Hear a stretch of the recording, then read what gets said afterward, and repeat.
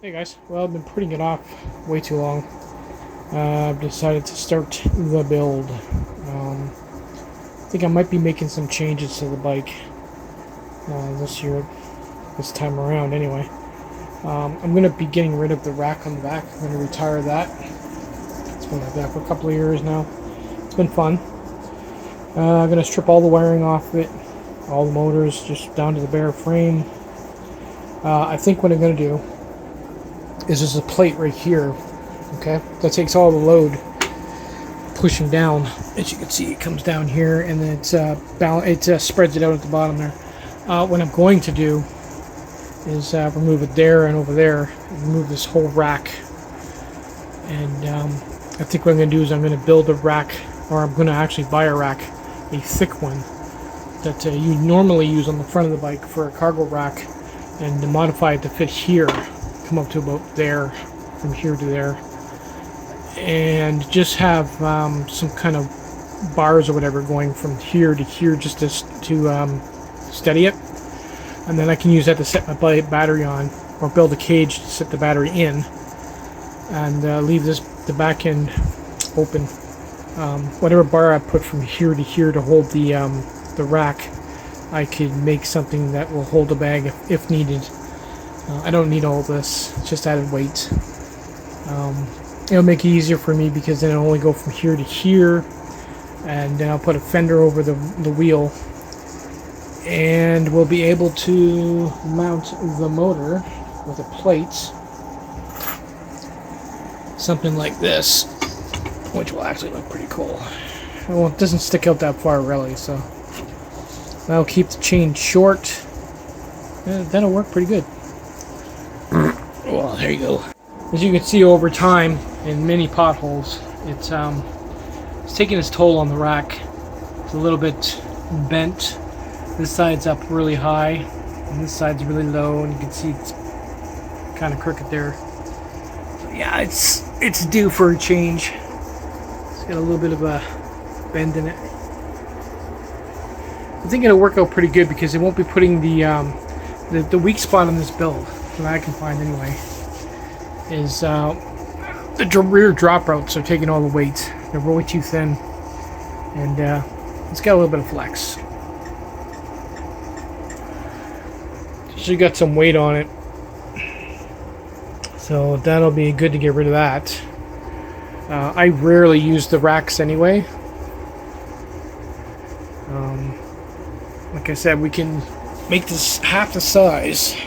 Probably only go from about here, and that'll be a rack, and then the rest of this will be open with the motor mounted down there. I would love to put the motor over there, but it's too wide, and it would hit the crank as I'm pedaling. I still got to be able to pedal this bike to make it legal.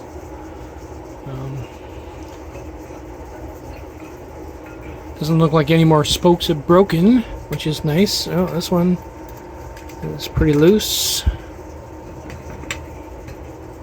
That one's loose.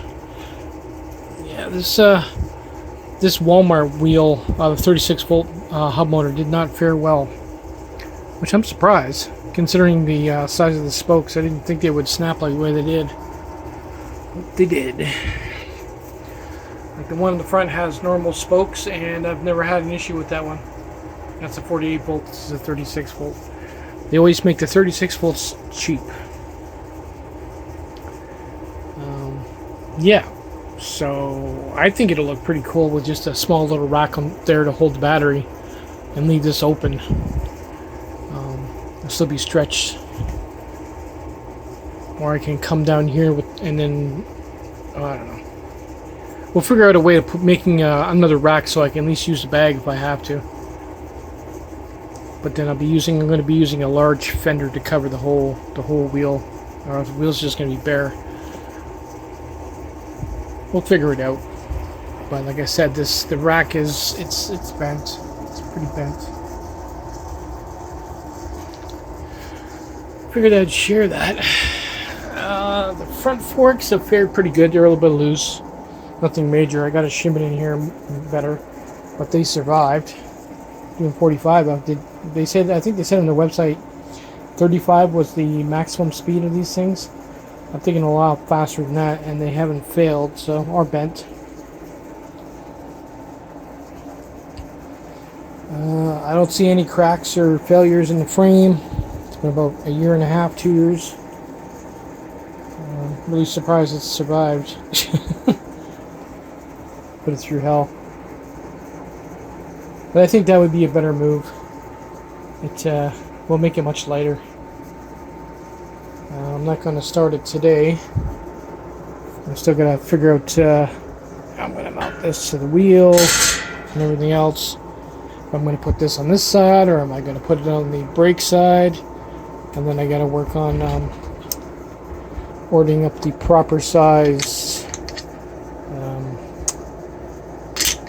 gear for the chain, 35 chain. So, but this is way too big. I already tried shimming it out, and it still didn't work. Would have been nice if it had.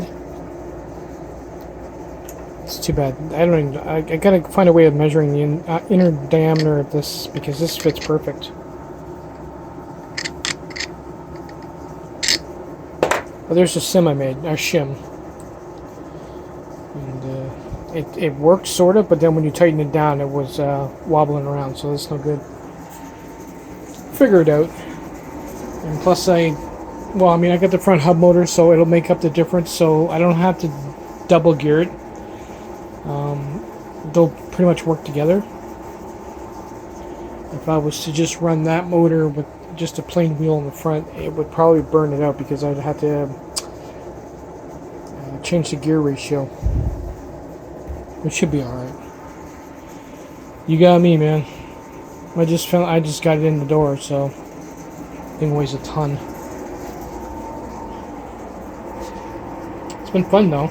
I mean, this thing really is. It weighs about as much as a dirt bike.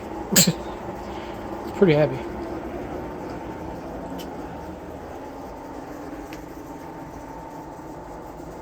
One thing I am looking forward to is taking that back wheel off and checking the hub motor. Throughout the summer, when I finished the ride, you could literally smell the windings burning. The front one can take the 72 volts. The rear one cannot, even with the smaller controller. And it was stinking up pretty bad. So it should be interesting to see how lightly roasted it is. Not that I care. Survived the season, I'm good. I got my money's out of it. Cool. Anyway, when I get started ripping this thing apart and starting to set this stuff up, I'll make another video, or another vlog anyway. Take it easy, guys, and hopefully it stays warm where you are. Later.